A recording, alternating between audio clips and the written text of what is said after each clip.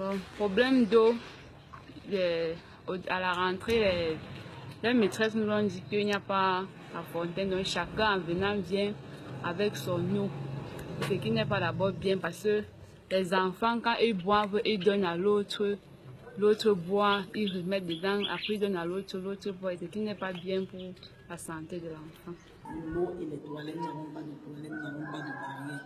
Ce qui fait que n'importe qui peut entrer n'importe comment chercher un enfant. Par la grâce de Dieu, on n'a pas encore enlevé un enfant, mais ça peut arriver. Puisque si une enseignante là se déplace, peut-être elle va dans l'autre salon, on vient dire on prend un enfant, on passe en comme aussi avec des barrières. La personne devait être déjà levée, ça devait être fermé. Les toilettes, les enfants ne peuvent pas se mettre à l'aise, ils vont dans les airs comme vous avez vu. C'est la difficulté qu'on rencontre le coup ici. Nous n'avons pas de bibliothèque. C'est pour ça qu'on parlait tout à l'heure, créer une bibliothèque, avoir des livres, dessins animés avec des contes. Dans l'informatique, l'ordinateur, on leur parle de l'ordinateur comme ça, mais ils ne peuvent pas voir ça quelque part.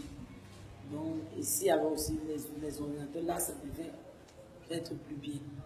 Ils savent, ils parlent bien de l'ordinateur, le clavier, la souris, tout ça, mais ils ne voient pas. Ils savent, ils appellent la souris. Je fais l'esquisse d'un dessin là, c'est la souris de l'ordinateur et pas la souris de la maison, mais jamais ils ne verront, certains ne verront jamais cette souris là.